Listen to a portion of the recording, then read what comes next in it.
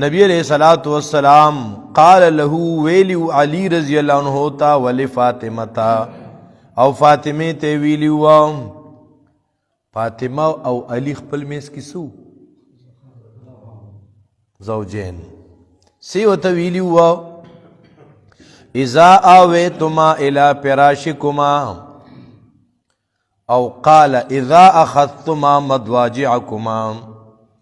دا او پکې راوی ذکر کړی دی دا راوی وی چې وته دا ویلو چې آویتما الى فراشکما یہ ولد داسلو اذا اخذتما مضاجعكما مطلب د دواړو یو دی خو الفاظ یا پیغمبر ولد دال پاز ویلی یا دا ولی دی وی چرتا یعنی خبر داسی دا یوی او زبلو نویما زمو خلقی اختے میں نغلطی نو یا داسی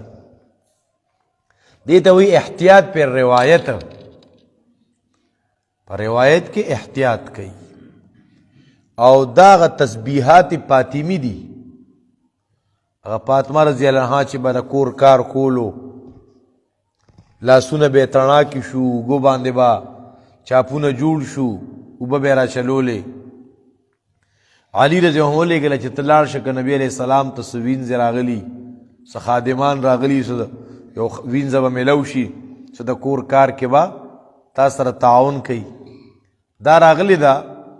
خو نبی علیہ السلام تے خلنا جوڑا شوی نو نبی علیہ السلام بیا اور پس راغلی چی بچی تا خو راغلی خیر خودے غگی نکو نو علی رضی اللہ عنہ ورطا ہوئے چی ما دا درو لے گلا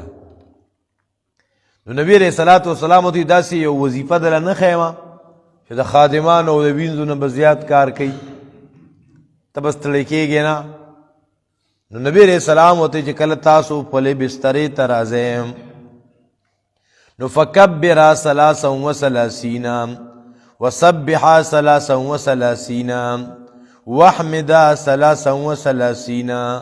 نو 33 کرتا اللہ اکبر وائے نو 33 کرتا سبحان اللہ وائے نو 33 کرتا الحمدللہ وائے تیسرا بتاسو دمایا دا حقیقت دکھا یو روایت کی دیت تسبیح 34 دا سبحان اللہ 34 کرتا یو روایت کی دی اللہ اکبر 34 کرتا نو دا د ستړیوالي د پاره او ډېر نسخه اکسیر دخا ډېر خلک ستړي کیږي دا راځي کارونه وکي اوس دوری وکي حلال رزق ګټي ستړي شي نو دا د ریفریشمنٹ د پاره بهترین وظیفه ده چې ته سار را پاسې بالکل ریلیکس بخا دا د غونډې راځي تکاوت ختمي هغه دردونه هغه ختمي بیا بعضی کتابونه ذکر کوي چی علی رضی اللہ عنہ فرمائی چی ما ترکتہو مسمعتہو من النبی صلی اللہ علیہ وسلم دا تسبیحات دا وظیفہ چی ما کلم دا پیغمبر ناوری دلی بیا من دا پر خودی دا علی صاحبم تر مرگ معمول داو چی منگو تاسم کوشش دا کو چی ما سو تندو دا کیدو نمخ کی دا اذکار دا وظیفہ دا دے اہتمام کو